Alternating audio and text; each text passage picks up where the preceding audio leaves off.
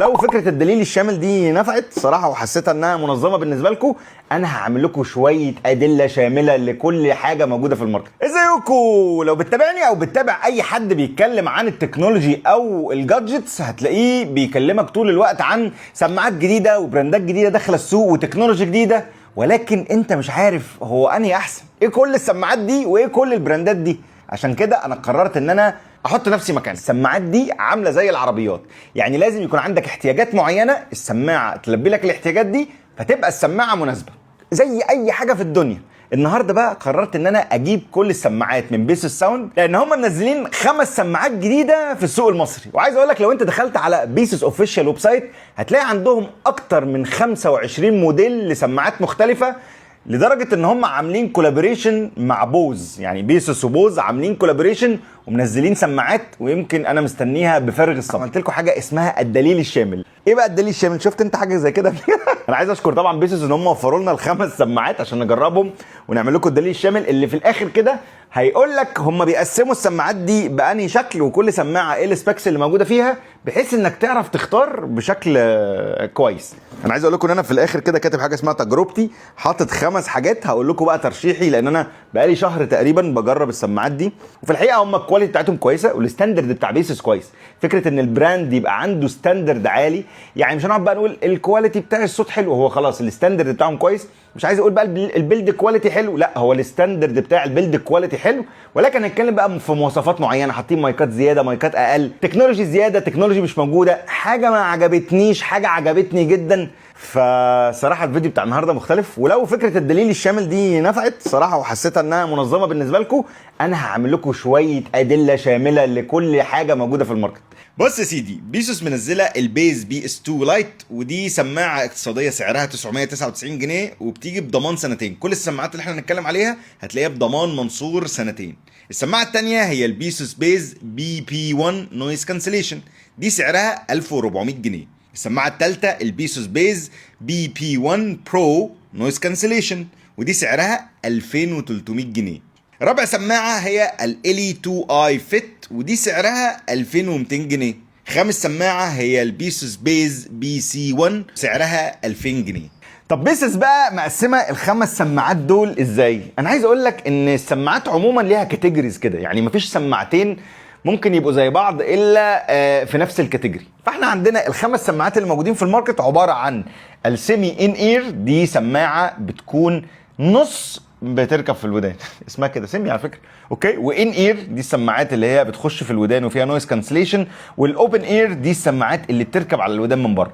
فلو حضرتك ما بتحبش الكاوتشات اللي في السماعات اللي هي الان اير فهتشتري السيمي ان اير، ولو حضرتك عايز سماعه اوبن مش عايز حاجه تخش جوه الودان فانت هتاخد الاوبن اير. فانت اول ما بتحدد الكاتيجوري اللي انت عايز تشتري فيه بتلاقي اوتوماتيك كده سماعات ما بقتش موجوده وسماعات بس دخلت في المقارنه. اول سماعه وهي من فئه السيمي ان اير البي اس 2 لايت، دي سماعه اقتصاديه حجمها صغير، والمميز فيها الصراحه والمميز في كل السماعات دي ان هم بلوتوث 6. دي حاجه من الحاجات اللي هتلاقيها في كل سماعات بيسوس، وده بيأثر على انها لو ليتنسي لو انت بتلعب جيمز، وفيها 2 مايكس الاثنين فيهم تكنولوجي الاي ان سي عزل الضوضاء، وزنها خفيف جدا وحجمها صغير 3.3 جرام. فيها تكنولوجي السوبر بيز، ودي حاجه قويه جدا في فئه السماعات دي. البيز بتاعها حلو، يعني البيز بتاعها حلو، ولكن لو انت من محبين البيز قوي اظن ان انت مش هيعجبك السيمي ان اير، وهتحتاج حاجه فيها الكاوتشات عشان تضخم لك الصوت، ودي هتكلم عليها كمان شويه. من الحاجات الحلوه ان فيها مالتي كونكشن، يعني تقدر ان انت تشغلها على جهازين في نفس الوقت. وعايز اقول لكم من تجربتي يعني ان البلوتوث 6 مع المالتي كونكشن رائع. يعني فكره ان انت توصلها على اللابتوب وعلى الموبايل وتنقل ما بينهم، او ان انت تعمل اوتوماتيك بيرنج، يعني اول ما تشغل حاجه هنا تشتغل، دي حاجه على طول جامده جدا. واول ما بفتح السماعه الصراحه احطها في وداني هي بتشتغل على طول، ودي برده من الحاجات الحلوه، ودي موجوده في كل السماعات الصراحه. يعني دي حاجه موجوده عشان بيستخدموا البلوتوث 6. ففكره الانستنت بيرنج طبعا مع استخدام الكيس بتاعتها هتلاقي ان السماعه بتوصل لغايه 40 ساعه، وفيها الفاست تشارجنج، تشحنها 10 دقائق تديك لغايه ساعه ونص. فيها بقى طبعا تاتش كنترول، انا كتبتها لان دي حاجه مش بنلاقيها كتير قوي في السماعات اللي في الفئه الاقتصاديه، ولكن فيها تاتش كنترول، وتقدر طبعا من الابلكيشن ان انت تكستمايز التاتش كنترول ده. والابلكيشن فيه ميزتين مهمين، ان فيها ايكولايزر تقدر ان انت تعمل له كاستمايزيشن وتعمل بريسيتس، ودي حاجه من الحاجات الحلوه. وفيها اوبشن اسمه فايند ماي عشان يجيب لك اخر مكان انت كنت مشغل السماعه دي فين، وده اوبشن حلو كده موجود في الابلكيشن. واي سماعه بتشتغل على الابلكيشن هتلاقي فيها الاوبشن ده. انا عايز اقول لكم كمان انها مزوده بالفويس كوماند، ودي موجوده برده في سماعات تانية، ولكن انا حطيتها هنا لان دي سماعه اقتصاديه. واخر حاجه ان الاي بي بتاعها 55، وبرده دي حاجه كويسه ضد التعرق للناس انها عايزه تروح بيها الجيم. ولكن من وجهه نظري يعني شايف انها مش اثبت حاجه قوي في الودان، لان هي ما فيهاش الكاوتشات اللي بتخلي ان السماعه تخش في الودان. فهي ممكن حلوه قوي للديلي يوز كده، ولكن لو انت بتجري او حاجه زي كده ما كانتش ثابته في وداني خالص. وبرده من الحاجات اللي انا خدت عليها ملحوظه انها ما بتجيش معاها كيبل.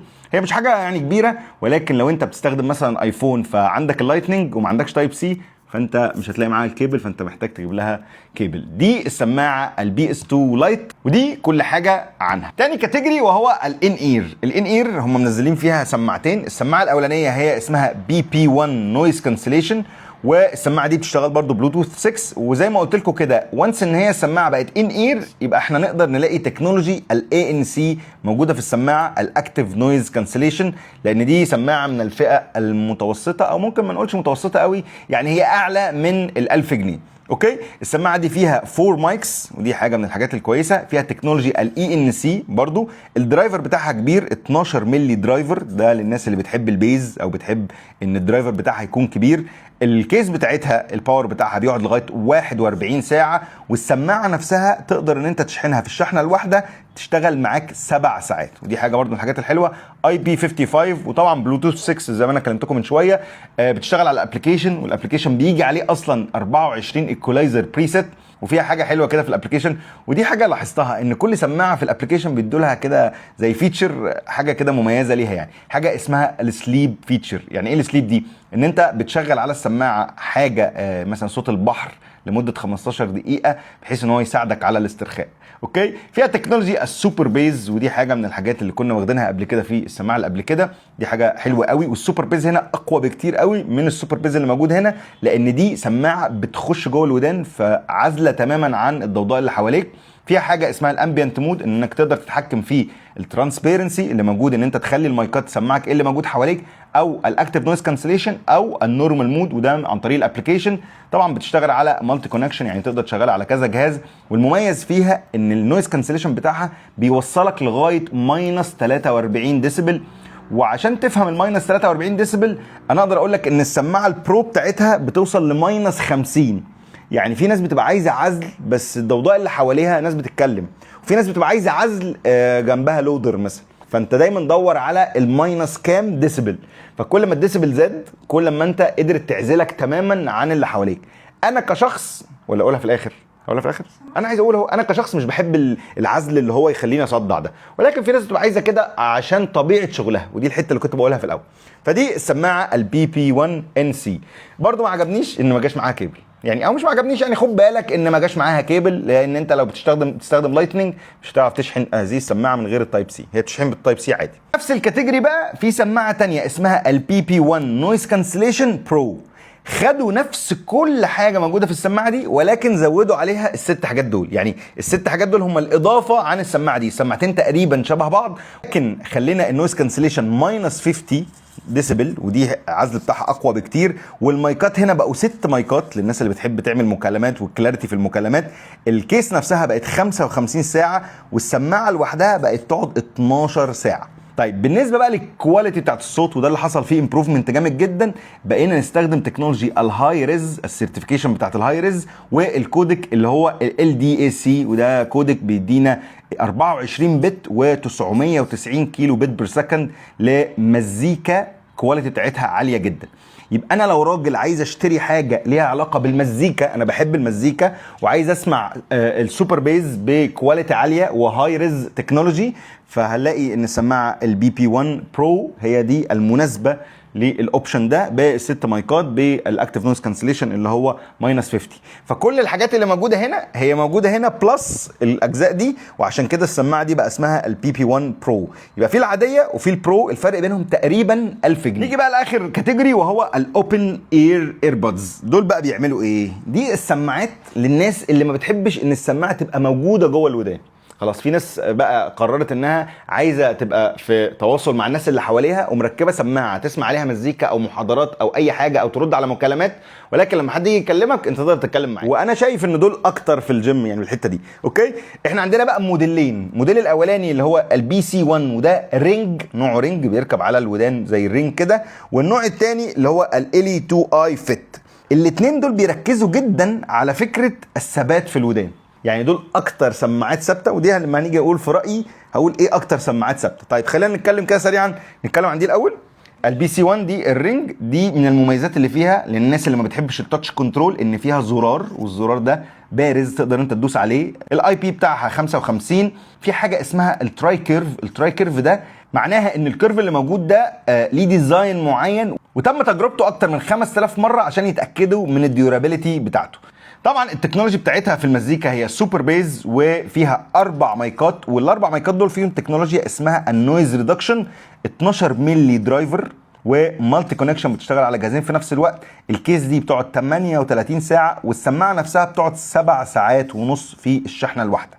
دي للناس اللي بيحبوا الرينج، اللي هي السماعات اللي بتركب بره دي. على فكره وزنها خفيف وتقريبا مش هتحس انك لابس سماعه، يعني دي المميز ما بينها وما بين دي، وبما ان هم الاثنين اوبن اير، ان هنا انت مش هتحس تقريبا انك لابس سماعه، ولكن هنا انت هتبقى حاسس شويه انك لابس سماعه لو انت بتحب السماعات اللي بتركب على الودان من فوق.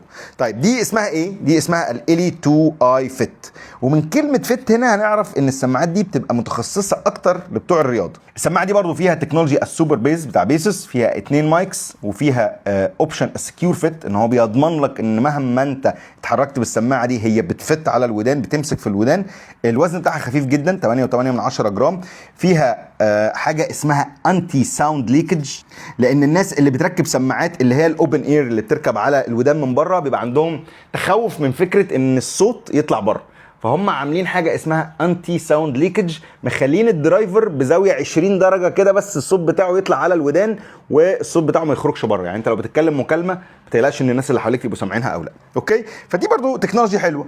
الاي بي اكس بتاعها 57، ودي اعلى اي بي اكس، دي اكتر واحده مضاده للميه في السماعات دي كلها. والكيس بتاعتنا تقدر تدينا لغايه 36 ساعه تشغيل، وفيها فاست تشارجنج 15 دقيقه يدوك 2.5 ساعة من التشغيل للسماعه الواحده. الحاجات بقى اللي لازم تخلي بالك منها او اللي انا خدت بالي منها فقلت اقولها لك برضو، ان السماعه دي ملهاش ابلكيشن، ودي كانت الملاحظه الوحيده بتاعتي على الالي 2 اي فيت. يعني كل دول بيشتغلوا على الابلكيشن، ولكن هذه السماعه not supported by Basis app. طيب نيجي بقى للاخر. انا شفت رتبتها لك ازاي، يعني قلت شفت على حسب الكاتيجوري اللي انت عايزه، وعلى حسب الاحتياجات بتاعتك، وعلى حسب الاسعار. طيب من تجربتي بقى، من تجربتي لمده شهر تقريبا، ايه الترتيب بتاع الحاجه؟ يعني انا لو جيت قلت مثلا تجربتي في المزيكا، انهي احسن واحده من دول المزيكا بتاعتها من وجهه نظري؟ اكتر واحده المزيكا بتاعتها عجبتني هي البي بي 1 برو. اوكي، دي اكتر واحده مزيكا عجبتني، بس الصراحه دي اقتصاديه ومزيكتها انا كنتش متوقع انها تبقى بالكواليتي دي، ولكن كاعلى كواليتي وتكنولوجي الهاي ريز والال دي اي سي، فالسماعه دي كويسه جدا في المزيكا لو انت بتحب المزيكا. طيب تاني حاجه، احسن مايك فيهم، احسن مايك كان البي بي 1 برو والبي بي 1 نويز كانسليشن. انا عايز اقول لكم بس على حاجه، ان كل ما السماعات بعدت عن الودان او بعدت عن البق، معنى كده ان الصوت نفسه انه يوصل للمايك ما تتحداش المايك. يعني المايك لما يبقى ورا اكيد غير لما يبقى هنا، غير لما يبقى هنا، فدي حته من الحتت المهمه جدا. فدي انا اقدر اديها رانك 1 في المايك. على فكره عايز اقول لكم ان دي 2 مايكس والصوت بتاعها حلو، يعني الصوت بتاعها برده ما كانش مضايقني، يعني سجلت بيها وما كانش مضايقني خالص. طيب ثالث حاجه الثبات. طيب اكتر واحده في الثبات هي كانت الالي 2 اي فيت، ودي الصراحه اتحركت بيها كتير وكانت محافظه على الثبات بتاعها. واقل واحده في الثبات كانت هذه السماعه البي اس 2 لايت. فلو انت بتلعب برياضه ما انصحكش ابدا، او بتتحرك كتير ما انصحكش بالسماعه دي، لان هي مش بتبقى ثابته قوي في الودان، وده الديزاين بتاعها على فكره. طيب رابع حاجه العزل. اكتر سماعه فيهم بتعزل صوت، طبعا دول ما بيعزلوش الصوت تماما، ودي لما شغلت مزيكا كنت مش سامع اللي حواليا، ولكن مش عزل صريح كتكنولوجي.